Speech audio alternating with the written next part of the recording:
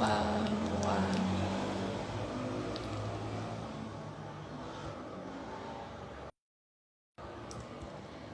Vamos aguardar a Márcia, convidada de hoje, Márcia Aco, arte educadora, dando um convite aqui para ela. Só um minutinho.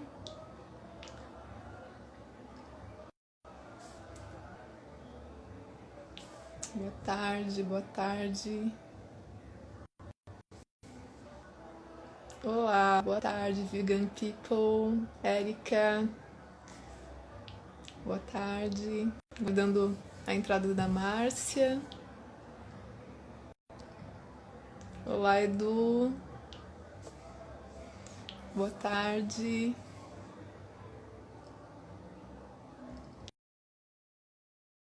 Olá, olá, Erika. Daqui. Boa tarde. Oi, peraí. Oi! E aí, Cas, como é que você tá? Tudo bom? Tá me ouvindo? Tô te ouvindo bem. Tá Oi, me vendo Márcia. também? Tudo bem com você? Tudo ótimo. É um Que prazer bom te enorme. ver. Ah, gratidão, um prazer enorme estar aqui com você, com todas e todos aqui nos ouvindo, compartilhando aqui as experiências. Que lindo. Faz mais de um ano que a gente não se vê, né? A última vez foi lá no Lar Vegetariano. É mesmo, já faz bastante tempo, é verdade. Ainda quando a gente estava com um projeto ali perto no Tendal da Lapa. Bacana. Sim, sim. E Ah, fui lá. Eu fui assistir a peça de vocês. É que eu tô com a lembrança do lar, que a gente conversou mais lá. Eu fui mais como espectador e a peça é incrível. Eu fiquei assim encantadíssima. a gratidão, puxa, tá meio escuro, né? Parece.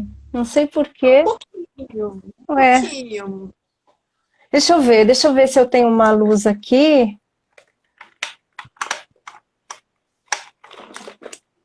Deixa eu ver se melhora, gente. Deixa eu ver. Melhorou? Não. Usado, tava tão claro. Agora tá Então, meio. ainda- agora eu Caramba! acho que deu. Nossa, incrível! Como é que tá tão escuro assim? Tava tão claro. É, Dá lá pra ver? atrás tem uma. É. Dá pra ver bem. Dá pra ver bem. Então, acho que eu vou Então, começando a falar, me apresentar um pouco para as pessoas que não me conhecem, isso. né? Eu Deixa sou. eu, É, deixa eu só, né, introduzir, tá, então. Márcia Arco é atriz, arte educadora, cofundadora do projeto Pessoas e Animais, Amizades Legais, junto com Paulo Drummond, né? isso. Vocês estão em São Paulo ou residem aqui, não sei se vocês nasceram aqui, mas residem aqui. E aqui vocês desenvolveram esse projeto e dos instrumentos muito importantes de conscientização, né, que vocês têm nesse projeto é a coleção dos livrinhos, né? Isso. Que eu estou completamente encantada por eles, que tem os personagens animais com nomes de pessoas, e isso aproxima demais, assim, provoca nas crianças, em todas as pessoas de diferentes idades, é, empatia em relação aos animais, né? Isso. Então, hoje a gente vai falar sobre a importância da educação na transformação para o veganismo Sim. e a Márcia, ela tem grande propriedade nessa área, né, de atuação ativista, né, uma grande ativista. Vocês são grandes ativistas e uma grande referência para nós. Olha, você Gratidão. também é uma grande referência. É, o seu trabalho é incrível, assim, é multiplicador, é maravilhoso. E então eu vou começar assim a falar um pouco assim, de onde eu vim, né, para situar, eu vim do teatro, né, é, é, tem, eu sou cofundadora, junto do Paulo, de uma companhia que tem 26 anos de existência, que é a Cialude, que é uma companhia de São Paulo, e eu sou vegana desde 2002. 2002 não, 2000. E antes eu era vegetariana desde os 9 anos de idade. E o Paulo também é vegano, meu parceiro de trabalho, e aí, num determinado ponto, resolvemos introduzir, assim, trabalhar com que a gente, um pouco do que a gente sabe sobre a arte na militância, uma militância artística em favor dos animais, né, contra o especismo e também para divulgar promover o veganismo. E aí, em 2015, nós primeiros nos envolvemos num projeto que se chama Vegan VJ Theater, que é um projeto também que nós criamos cenas teatrais, e criamos performances, peças audiovisuais, e apresentamos em diversos lugares, principalmente em lugares que não são veganos, porque isso é importante, levar as pessoas que ainda não têm essa consciência sobre os animais, né, uma consciência mais aprofundada da importância dos animais para o mundo, para a vida, para a nossa vida, para a vida deles, porque eles têm um universo todo pessoal. E aí, o Vegan VJ Theater, fomos para vários lugares, como o Festival de Arte e Cultura, lá, Universo Paralelo, não sei se você já ouviu falar, Cass. Vixe, sim. Acendeu uma luz aqui. Tá melhor? Então, tá muito falar do festival, tá? Tá muito forte? Tá muito Tá forte? Legal, tá legal. Bom? Tá legal. Então. Melhorou. Senão nem te enxergo. Então, aí, esse projeto, nós fomos para vários lugares, como esse festival em que eu fiz uma performance que se chama A Vaca que Me Pariu. E é por meio de um campo simbólico, né? Não assim tão... É impactante, mas tem um simbolismo, né? E é importante isso, a arte, porque ela trabalha num campo profundo do inconsciente. E esse trabalho, ele retrata um sofrimento animal, a exploração, mas de uma forma mais artística e simbólica. E foi curioso... Esse festival é muito conhecido, ele recebe por volta de 15 mil ou mais pessoas, na época que nós fomos, tinha 15 mil pessoas, e muitas pessoas viram esse trabalho, e quando a gente, além disso, também fizemos a apresentação, eu fiz um workshop de consciência sobre essa questão do especismo, retratando os animais que são comumente usados, né, explorados, principalmente na alimentação, pele e tudo mais. E eu fiz essa performance, o Paulo estava comigo também, participando dessa ação, e foram vários dias, e as pessoas frequentavam, né, é um trabalho artístico, mais pedagógico, com o corpo, despertar da consciência por meio do corpo, a expressão corporal, a dança, elementos do teatro também, e foi incrível, foi maravilhoso. Quando a gente estava voltando no aeroporto lá de Salvador, o que aconteceu? De repente chegou um rapaz, nos abordou e reconheceu que a gente reconheceu pela fisionomia que a gente tinha feito a performance, A Vaca que Me Pariu, lá, e ele falou que ficou impactado, ele era de outro país, dos Estados Unidos, e eu achei tão incrível isso, ele falou, nossa, eu fiquei impactado, ele não era vegano, mas assim, desperta essa reflexão, né, e ele falou que ficou muito mexido com isso.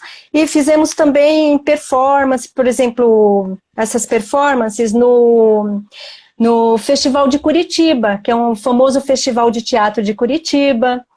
Fizemos lá num local que era uma passagem subterrânea, e várias pessoas passavam por ali e viram. Eram várias performances utilizando o corpo, o audiovisual também, ao vivo, né? E foi assim, forte. E é muito difícil a gente colocar um trabalho artístico no teatro, mas no teatro, porque as pessoas têm um certo preconceito quando você usa o termo vegano ou antiespecista, existe esse preconceito. Então a gente vai delicadamente vai entrando, né? Mas a gente leva esse trabalho aí. E em outros lugares também. Mas aí, em 2017, nós resolvemos partir para um trabalho mais voltado para a educação, que é o projeto Pessoas e Animais, Amizades Legais, que abarca a literatura, a arte também. Eu realizo algumas contações de histórias, né, sobre o projeto, a literatura do projeto, e o que consiste? Ele tem como finalidade estimular a empatia, o respeito e o amor pelos animais. Essa é a finalidade desse projeto, através de histórias.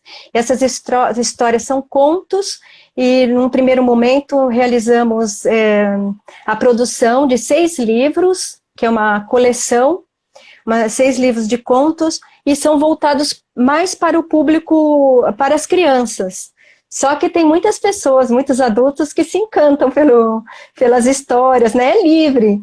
Ele tem um viés mais para o universo, né, das crianças, mas ele tem muitas pessoas que se encantam com os contos.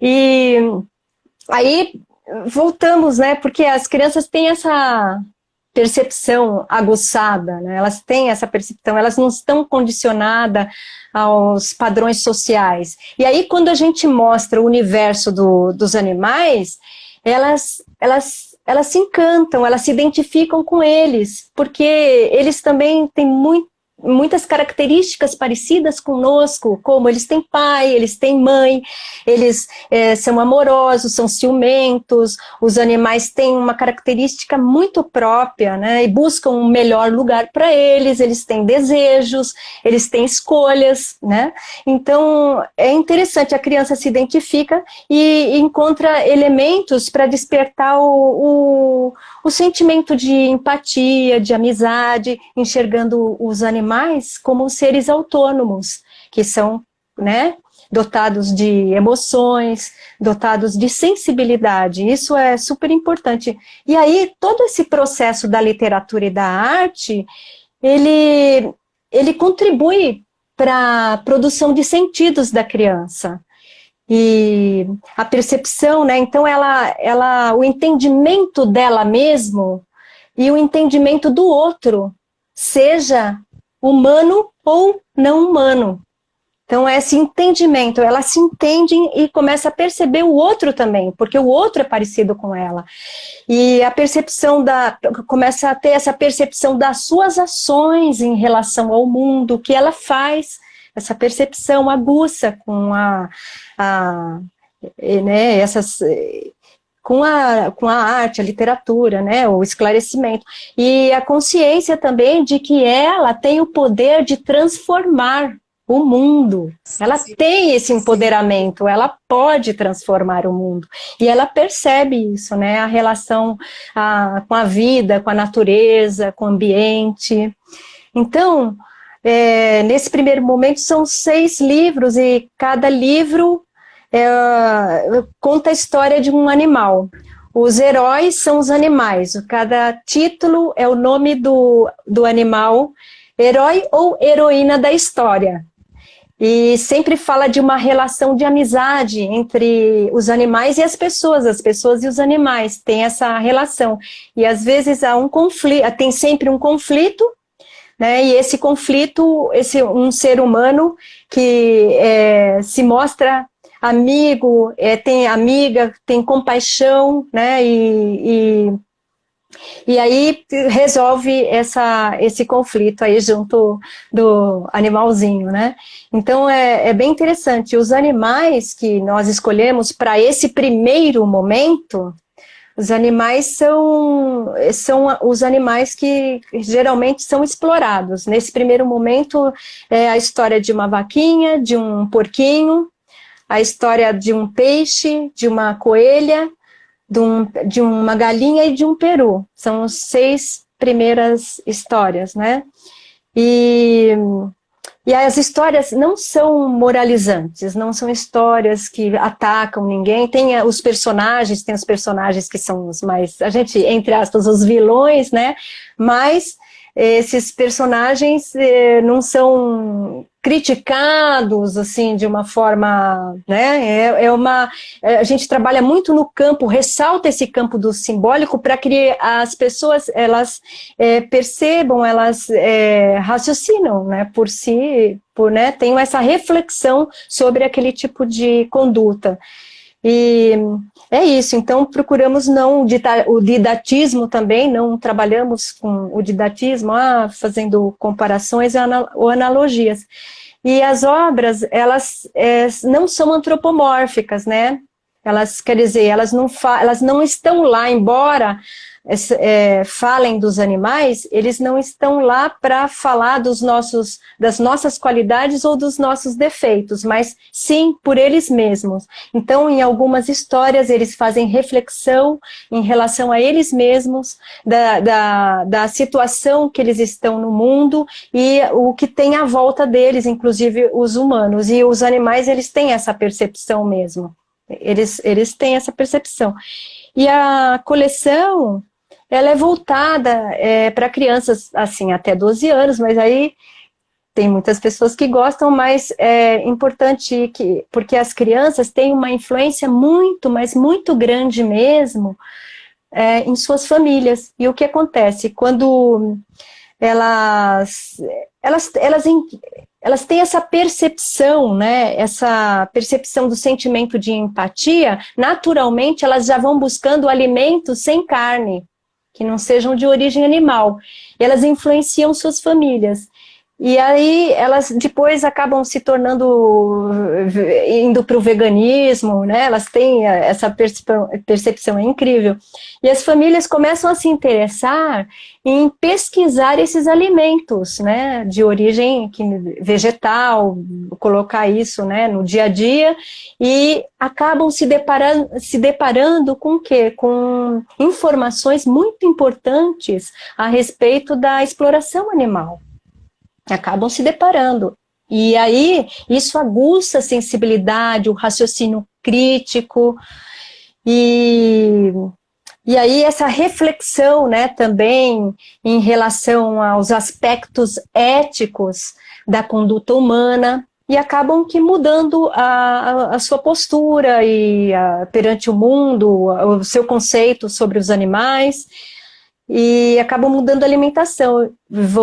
E o veganismo não tem mal nenhum, né? Hoje em dia é provado cientificamente que o veganismo fornece todos os alimentos, né? E é uma alimentação segura, é uma alimentação saudável, é uma alimentação completa. Então não há por que ainda utilizar esses, né?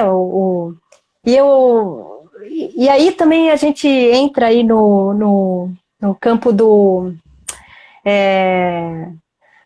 especismo, desse conceito, né, do especismo. As pessoas que não conhecem o que é o especismo, é um termo que foi criado por Richard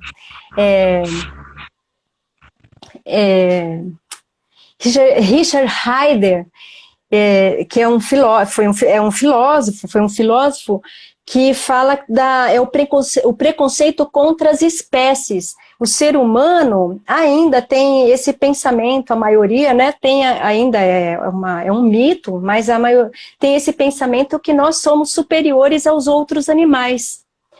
É o antropocentrismo, né? O ser humano como centro do mundo, né, um animal superior, e que se acha também, pode achar o direito de controlar o mundo, né, manipular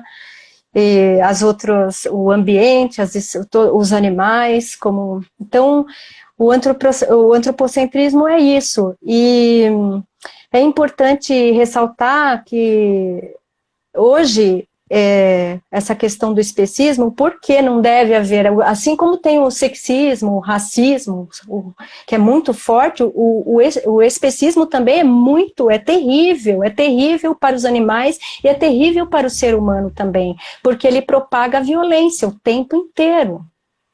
né, esse preconceito.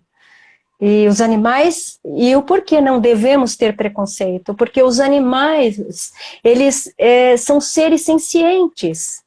Isso é provado cientificamente. O que é o ser senciente? Senciência significa que eles têm a capacidade de sofrer, de sentir prazer, de sentir dor, de sentir alegria, e outros sentimentos como nós também, que outras emoções como medo, sentimento de angústia, de ansiedade.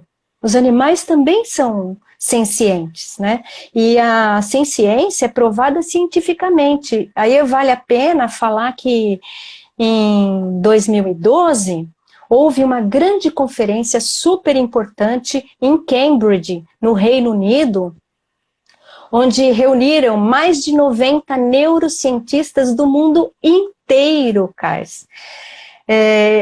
Entre esses cientistas estava o Stephen Hawking, que era um cientista, foi um cientista, né, muito respeitado, ganhador de vários prêmios, né?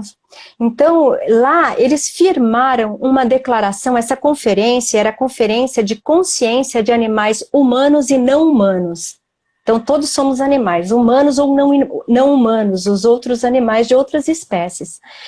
E firmaram uma declaração dizendo, né, cientificamente, comprovando que todos os animais são dotados de consciência, isto é, de senciência, são seres que sentem e têm consciência do que ele é, do que o seu mundo à volta. E incluíram os animais mamíferos, incluíram todos os mamíferos, todas as aves, todos os répteis, todos os peixes, todos os crustáceos e até insetos. Então, todos os animais têm essa senciência, e por isso eles devem ser incluídos na comunidade moral. É importantíssimo isso. Que eles sejam incluídos, porque eles estão fora, né? Alguns países já estão reconhecendo. Então, essa declaração ajudou muito, foi uma grande contribuição para os direitos dos animais. E foi em 2012, né? E é isso. Então, os livros, né? O que a gente tenta trabalhar também em arte é isso, essa conscientização, essa sensibilização. Então, a propostas de experiências artístico-pedagógicas é super importante, tanto para as professoras, professores, educadoras, educadores, pessoas que trabalham também com as crianças e também as mães e os pais. Fazer proposições que por meio de linguagens como o teatro, a dança, a música, as artes visuais, né, e a literatura, adquirir é importante o conhecimento, a educação como construção do conhecimento também para o veganismo. É importantíssimo. E a experiência artística é importante, essa experiência da gente vivenciar isso, porque a pessoa, quando ela faz arte, quando ela frui arte, né, tem os pilares, né, de fazer arte, entender o processo da arte, de como você faz, se você vai esculpir alguma coisa, se você vai fazer um teatro, uma dança, como tem um processo daquilo. Então, você aprender esse processo, você fica mais envolvida, mais envolvido nisso, e você entende melhor. E depois, a fruição, que é assistir, experienciar a arte, né, de forma... como fruição também. Isso é importantíssimo para as pessoas. A arte, essa experiência estética, né? Vivenciar essa experiência estética. Estética vem do aestese, que em grego, a compreensão do mundo através dos sentidos. E é importante despertar esse sentido, porque só assim a gente consegue se colocar no lugar do outro, ter esse sentimento de empatia. E a educação, às vezes, é utilitarista, né? Então, mas eu sou educado, tal, mas o utilitarismo é terrível, porque ele tem outros propósitos. A educação, não como um meio, mas como um fim de manipulação, de opressão. Também tem isso, de repente a pessoa estuda muito, mas não é com essa finalidade de humanidade, de expressar a humanidade, mas sim de um controle, de uma manipulação. Isso não é legal, de exploração, né? Tanto de animais, também de seres humanos.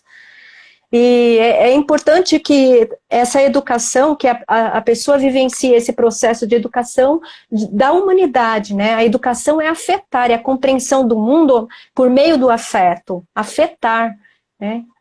Por meio do afeto. Então, isso é importante. E eu ia até dizer uma coisa, assim, uma experiência que eu tenho passado com relação a essa questão dos animais, né? Eu acho que vale a pena eu até mencionar aqui, comentar com você, que é o seguinte, o que aconteceu? Um tempo atrás, de vez em quando, não tem nada a ver, mas tem a ver, porque é sobre a pessoalidade dos animais, é isso que eu quero falar. Eu vou falar dessa experiência que eu estou vivenciando, mas que tem a ver com os animais, né? Com o animal como um ser autônomo, né? Dotado de sensibilidade, de emoção. E há um tempo atrás aparecia de vez em quando uma abelha assim na minha cozinha. Entrava uma abelha do nada, meio desorientada, quase tonta. A gente percebe que não está bem, né, aquele animal. Eu percebia, embora eu não tenha conhecimento com a abelha, assim, a morfologia da abelha. E aí, outro dia apareceu outra, e às vezes eu tomava o maior cuidado, colocava um jeitinho de colocar lá para fora, né, voltar pro ar, para fora. E aí, depois umas 3 dias aparecia a abelha de volta. Aí um dia eu fiquei pensando, né? Será que ela está com fome? Será que ela está com fome? E aí eu fiquei pensando, o que eu dou para a abelha? De repente eu vou oferecer um pouco de açúcar, não sei, porque ela associei ao néctar, né? Uma coisa assim, e aí eu coloquei num potinho, numa tampinha, um pouco de açúcar. Não foi que a abelha foi lá e ficou comendo? Né? E aí eu fiquei pensando, puxa, eu estava com fome. E aí ela comeu, aí eu comecei a verificar pela internet, dar uma pesquisada, e que tem que colocar um pouco de água. Tudo bem, ela voltou, essa abelha, no outro dia. E aí eu coloquei um pouco de água, como dizia na internet, e deixei lá, numa janela, tal, e ela foi e voltou, voltava, aí chegou um determinado momento que ela foi embora, e aí começou a voltar, todo dia, eu falei, o que eu fiz, né, essas abelhas, eu estou num lugar urbano, em São Paulo, e há muita... É poluído, não é um habitat muito apropriado, eu creio, para as abelhas, e eu ficava pensando, será que é fome, né? Não tem flores por aí, é muito difícil, são muitos prédios. E aí eu comecei a colocar essa pequena quantidade de açúcar com água, ela voltava. Aí eu, pesquisando, vi que precisava de mel também, porque isso são pessoas que cuidam de abelhas, e eu falei, eu sou vegana, mas aí eu respirei fundo e falei, sabe o que eu vou fazer? Eu vou colocar um pouco de mel, eu não uso, vou comprar, vou colocar um pouco, porque eu também estou devolvendo o que é dela. Pensei assim, né, comigo.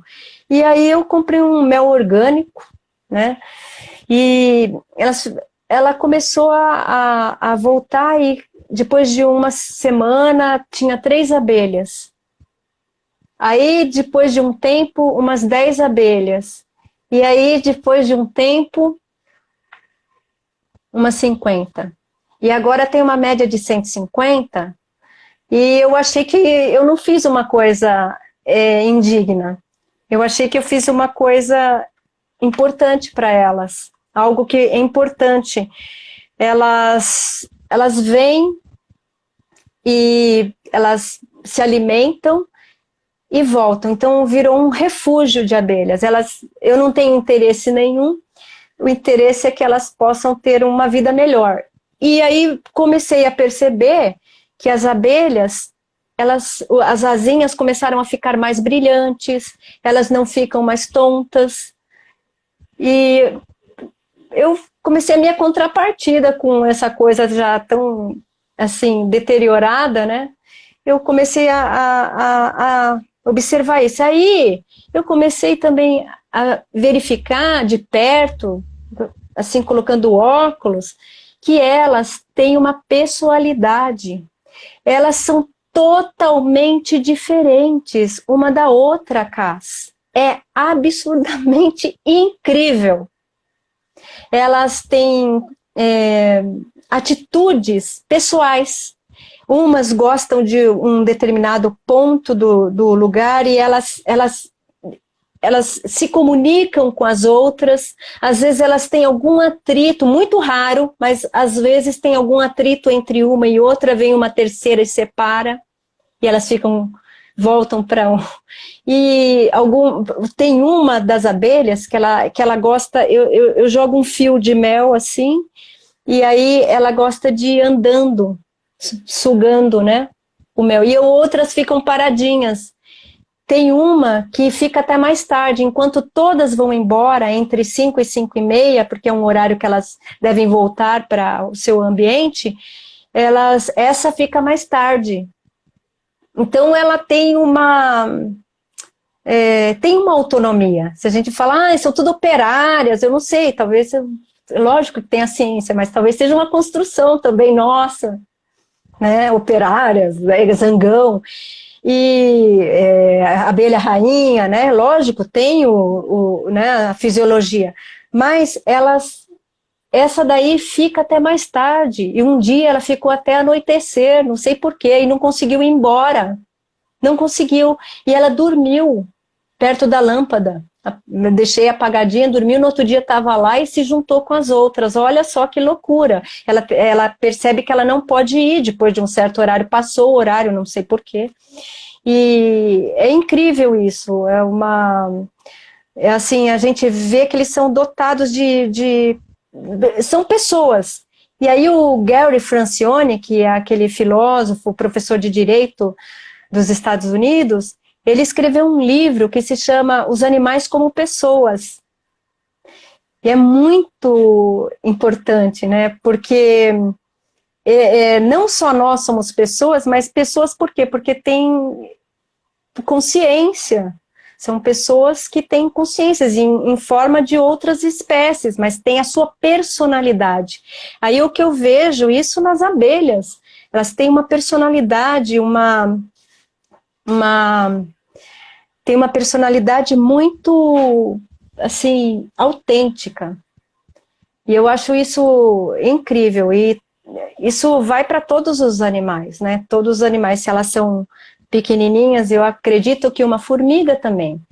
Inclusive a formiga, quando ela vê que a gente sente-se ameaçada, o que acontece? Ela foge. Por quê? Porque ela tem receio, ela tem medo. É só a gente abrir os sentidos e observar isso. Por isso que, voltando à arte, é importante, porque ela estimula, você enxerga coisas, você desautomatiza desse mundo de padronizado. Às vezes por meio de costumes, de tradições, né, de cultura.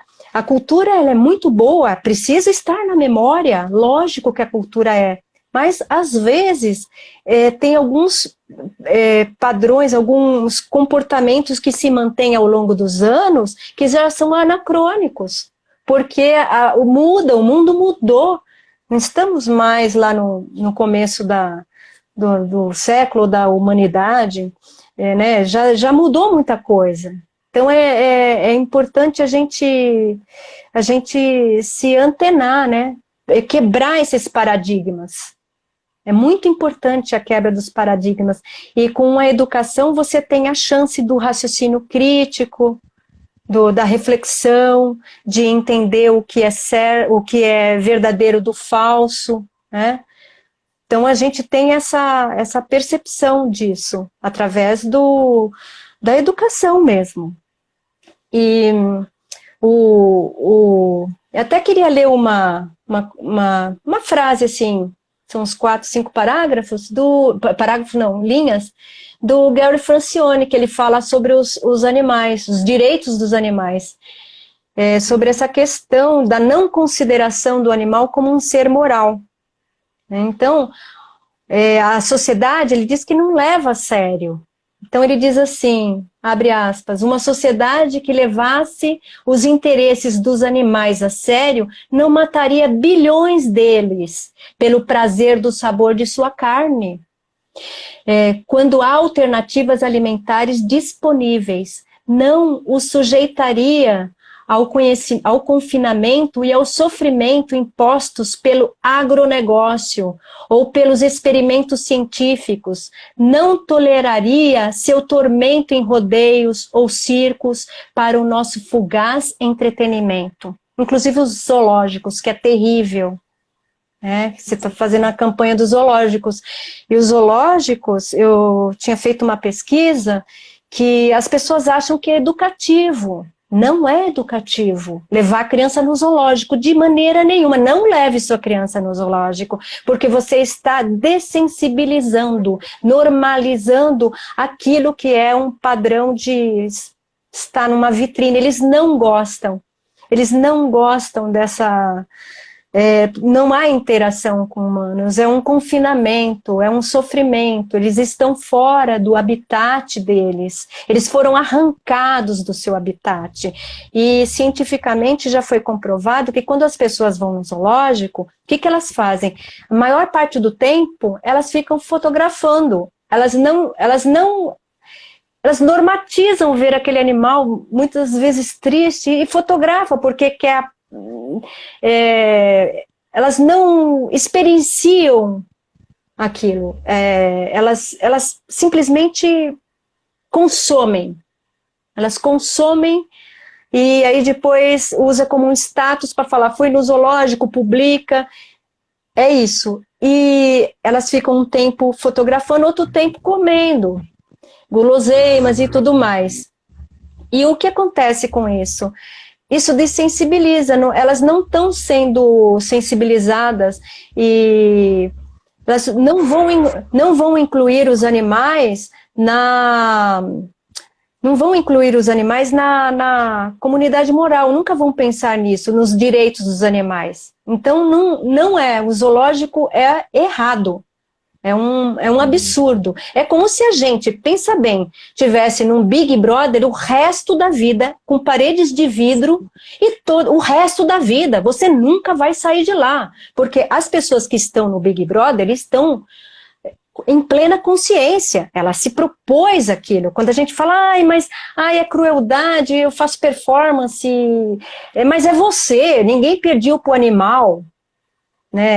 Tá lá, você não tem autorização dele para estar lá, pediu, conversou com ele se ele queria estar confinado, se ele queria ser usado num circo, se ele queria fazer parte como ator de uma peça, se ele queria estar no rodeio, se ele queria estar na tourada. Não, é uma opressão, é uma violência, é uma catástrofe isso. Então, é uma desconsideração, é objetificar o animal. Ele não é uma mercadoria. Então, essa questão, voltando dos zoológicos, não é correta, é terrível. Tem que eliminar, tem que acabar com os zoológicos. E esses animais teriam que ir para os santuários e não mais ter zoológicos. Hoje existe tantas possibilidades de até em 3D, 4D, 5, né, de você conhecer os animais, a natureza deles. Então, não há necessidade. É muito complicado. Há tanta tecnologia atualmente, tanta tecnologia disponível, né? Sim. Que a sociedade se aproprie dela e comece a considerar os animais, né, como sujeitos de direito, com consciência, sensibilidade, como você falou da ciência, né? Isso. Fazendo essa transição também, respeitando a individualidade delas, né, das fêmeas que são tão Isso. exploradas. São exploradas. Então, são extremamente exploradas. Então, a tecnologia, ela pode, e eu vejo um futuro, eu acredito fiamente, assim, nessa revolução que a gente está construindo, e eu vejo um futuro em que os animais terão os seus direitos garantidos, resguardados, né? Mas a gente está ainda nesse processo, e esse processo ainda traz muita indignação, muito sofrimento a eles, a elas, a nós também, que lutamos, né? Sim. Mas faz parte. Queria te perguntar, Márcia, sobre as ações que vocês desenvolvem, e eu tenho conhecimento que muitas delas têm um amparo do poder público, né? Mas se em boa parte é com incentivo do poder público ou são iniciativas completamente independentes? Como que é esse desenvolvimento de trabalho de vocês? E se eles atingem também as populações periféricas, comunidades, colégios, escolas públicas, em que tem crianças carentes que também precisam dessa sensibilização, talvez até mais, ou não, né? Elas já. É porque elas sofrem tanta violência, tantos tipos de violência, né? E assim, o meu olhar vai mais até elas porque eu me sensibilizo demais com essas crianças também. Então, o que você pode falar a respeito do trabalho que vocês desenvolvem, como ele atinge, né, e como ele alcança essas pessoas, essas crianças, essas comunidades? Nós temos o trabalho, né, esse trabalho de militância, né, ele quase não tem apoio público, não. O que nós temos, eventualmente, apoio público é com o nosso trabalho com o teatro, que também nós colocamos dentro essa visão, né, essa visão em favor dos animais. Dentro do próprio teatro, a gente insere isso, mas para levar, nós levamos muitos trabalhos para a periferia. O que a gente mais trabalha é com a periferia, e levando espetáculos para crianças nas escolas, da periferia, em lugares longe, bem longe, em outras cidades também. Às vezes, esses trabalhos com o teatro, alguns têm apoio. E o que a gente começou a ter também um certo apoio foi com a contação de histórias, a narração de histórias. O que aconteceu? A gente tá tentando colocar também nos editais públicos para poder levar, a gente ter a gente vive de teatro, né? A gente não tem outra maneira, a gente vive disso. Também é uma sobrevivência que não é muito fácil, é difícil. E então a gente começou a colocar, por quê? Para chegar nesses lugares. E foi muito legal que em 2018 eu consegui fazer várias apresentações em vários CELs e escolas periféricas. Várias apresentações dessa narração de histórias. São 4 histórias, que chama Pessoas e Animais, Amizades Legais, que são 4 histórias dos livros, baseadas né, que vem dos livros do Pessoas e Animais, Amizades Legais. E foi assim, Cass, incrível, porque nós fomos em lugares que era de nenezinho, de creche, a coisa mais linda. As crianças, elas têm uma sensibilidade e elas ficavam atentas, contando a história, e elas se envolviam e falavam por exemplo, começava a contar da vaquinha, e elas perguntavam, elas iam e elas falavam, assim, elas têm uma sensibilidade, uma percepção muito forte.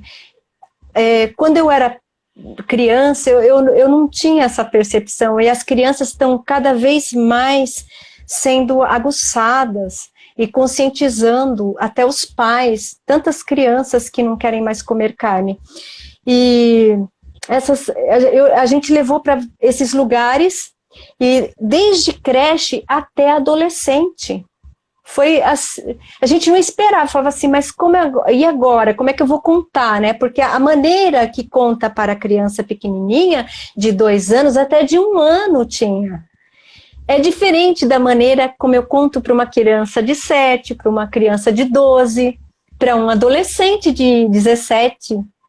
É diferente, é totalmente diferente. Então, essa foi uma experiência incrível, mas ainda é pouco. E às vezes a gente faz apresentações assim como parte do da nossa militância, né? Em lugares mais que não tem acesso a isso, a nada, assim, lugares que tem pouco, né? A nada ou pouco acesso. Então a gente leva, mas é eventual também, porque às vezes é muito longe, mas a gente se dispõe a levar também esse projeto da narração de histórias, porque é mais próximo, né? E a produção dos livros, ela é uma produção independente, a gente não tem apoio nenhum. Tudo que a gente arrecada vendendo, a primeira produção nós fizemos com Quicante. Aí arrecadou um X e a gente colocou um pouco mais. Então, a gente sempre está colocando um pouco mais do nosso trabalho, em termos financeiros, para poder completar, para fazer a produção. Então, a primeira tiragem foi pelo Quicante. A segunda, a gente tudo que vendeu, a gente coloca numa poupança, e aí não deu a segunda tiragem, a gente colocou um pouquinho do nosso dinheiro lá para fazer uma segunda tiragem. Então está ainda na segunda tiragem. E então é uma produção independente. É bastante difícil, não é fácil. Já tentei colocar no Sesc também, mas eu acho que tem essa. Não é uma coisa que as pessoas veem quando você coloca contos veganos. As pessoas, às vezes, têm um certo, né, um rechaço, assim, porque acha que a gente vai chegar com didatismo, que vai fazer uma pregação lá, né? Então, tem isso, e não é. A gente trabalha no campo do simbólico, da delicadeza, tanto é que nos céus, nenhuma professora, nenhuma educadora, nenhum educador nunca fez essa abordagem com a gente. Eles achavam magnífico aquilo. De olhar, porque é importante a gente perceber os animais, né? Perceber que os animais têm sentimento, é isso. Perceber e conseguir, né, se sensibilizar para ter essa empatia. Se a gente conhece a gente mesmo, a gente vai conhecer o outro e vai entender o universo desse outro, como eu tinha falado, seja humano ou não humano. Então, é isso, a gente não tem assim um apoio, e eu estou tentando colocar, mas aí a gente vai tentando e de repente pega, de repente alguém se encanta lá, que gosta dos animais, e aí chama para fazer. E fora isso a gente eu faço umas contações no YouTube do Pessoas e Animais Amizades Legais, eu faço lá, é gratuito, né? Então precisa divulgar mais, porque as pessoas não conhecem, e tem várias histórias que já foram escritas, mas que ainda não dá para publicar, porque precisa de recurso. Então eu conto essas histórias lá no YouTube, Paz, Pessoas e Animais. Aí você acessa lá, Pessoas e Animais, Amizades Legais, e você vai ver algumas histórias. Tem várias histórias que não são dos livros.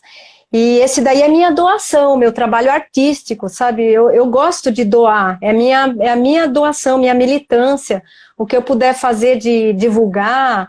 O Paulo também, o Paulo Drummond, que é meu parceiro de trabalho, a Daniela Benite, que é maravilhosa, que foi a ilustradora dos livros. A Daniela Benite, o trabalho dela é incrível. Então, nós estamos aí nessa luta, tentando divulgar.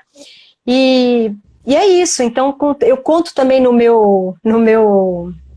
eu coloquei também no meu YouTube, no meu canal lá, Márcia Arco, tem pouca gente, mas eu coloquei os contos para as pessoas acessarem, né? Então, às vezes as pessoas falam, mas são antiespecistas, são contos antiespecistas, é um outro viés.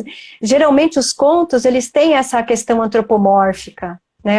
A literatura para criança, sempre, às vezes, até violenta, porque considera os animais como menores, seres menores.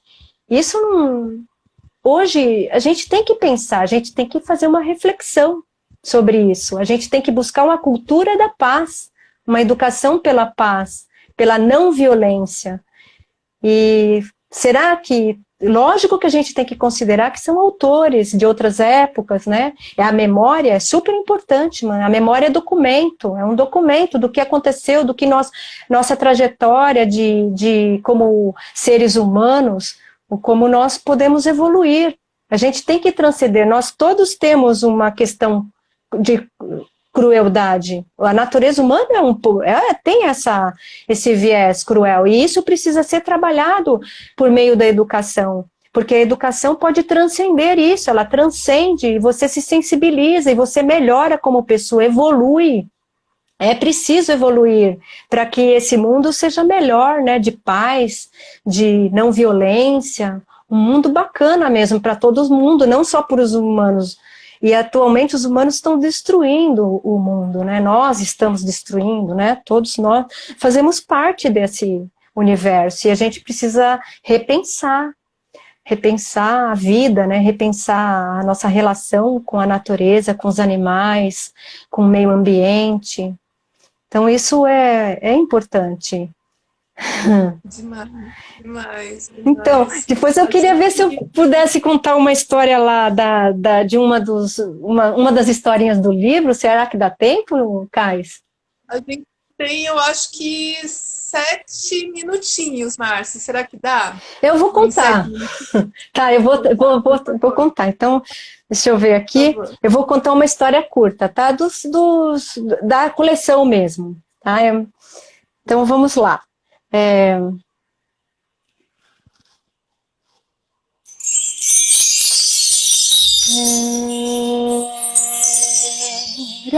uma vez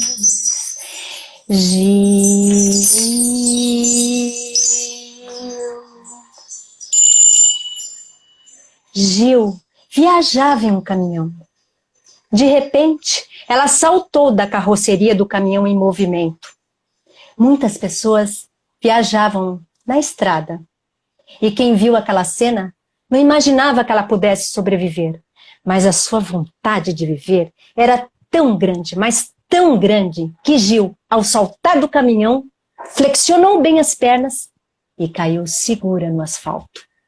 Ela teve muita sorte. O mais provável, com seu peso, era que se esborrachasse pela rodovia. Assim que saltou, entrou correndo pela mata e pensou: que homem ingrato esse seu Zé Batista! Depois de tantos anos de amizade, e os dias que a gente descansava debaixo da mangueira, e eu que pensei que ele fosse meu amigo, será que ele não entende que eu não quero morrer, que eu gosto de viver? Sabe o que eu vou fazer? Eu vou sumir por essa trilha aqui e nunca mais ele vai me ver. Zé Batista parou o caminhão imediatamente, sem nem ao menos dar sinal. Quase provocou um acidente no local. Mal parado no acostamento, tentou ver por onde Gil havia fugido. E essa agora? Perdi meu trocado. Vendo que causou uma confusão danada na estrada, resolveu deixar a fugitiva para lá e ir embora. Maldita fujona! Partiu praguejando. Já na estrada, bem longe, cansada de tanto correr, Gil resolveu descansar um pouco. Como seria bom uma água fresca. Erguendo o nariz, cheirou o ar para ver se localizava o frescor de algum riacho. Seguindo para sua direita, logo encontrou uma propriedade bucólica. lá vi um homem, deitado em uma rede, e pensou, nossa, que lugar lindo, como eu gostaria de viver aqui. Mas será que aquele homem vai me prender? Na rede, pressentindo a presença de alguém, seu Maurício, abriu os olhos e olhou ao redor e viu Gil na entrada da porteira e foi logo dizendo, vamos entrando! Ei, seja bem-vinda! Gil tomou um susto. Como é que ele sabe que eu entendo a sua voz? Nunca vi um humano assim. Será que é uma armadilha? Entra, Gil! Não tem armadilha nenhuma! Vamos entrando! Ele sabe até o meu nome! Pensando isso, Gil abriu a tramela da porteira e se aproximou do seu Maurício, que foi logo dizendo, tem água fresca ali, comida lá, olha, come, bebe e fica à vontade. E se você quer saber... Você quer saber, Cais, o que ele disse? Vocês querem saber o que ele disse? Sim, eu sei o que você está pensando. Quem sabe olhar nos olhos, sabe o que qualquer pessoa está pensando, seja pessoa humana ou não humana. Quer saber mais? Sim, você pode viver aqui para sempre, livre e em paz. Em gratidão, Gil respondeu,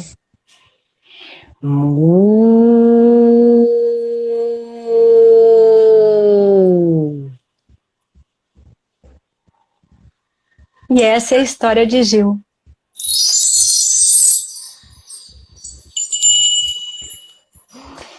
Quem era Gil? Vaquinha. Isso! Era uma vaquinha, era uma vaquinha. E é isso, então. E eu acho que a gente tem que trabalhar isso, essas proposições artísticas, pedagógicas, né? Propor atividades com as crianças e também a gente voltar a essa questão, né, do especismo, buscar entender isso, conhecer o universo dos animais. Isso é super importante. A gente conhecer o universo dos animais. Gratidão, Márcia. Gratidão a Eu que vocês, ao agradeço. trabalho, a militância, a dedicação ao amor. Amor que vocês dedicam aos animais, às pessoas, ao meio ambiente. Pessoal, por favor, sigam lá a Márcia Arco no Insta. Pessoas, animais, amizades legais, aqui no Insta também, no YouTube. Vamos fortalecer, né, esse trabalho maravilhoso que ela e o Paulo fazem. Ai, gratidão.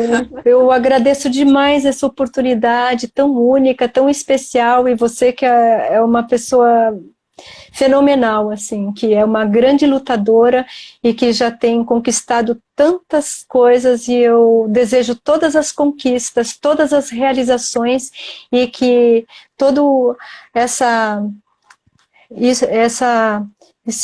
história, né, essa história seja contada de forma diferente daqui a um tempo, que todos nós possamos ser livres, né, livres, todos os animais de outras espécies e nós também. E você é uma grande pessoa, que direciona seu trabalho a isso, a essa grande causa. Gratidão, Kais, eu tenho gratidão e admiração por você. Gratidão, gratidão. Um beijo a todas e a todos, gratidão, um beijão para você.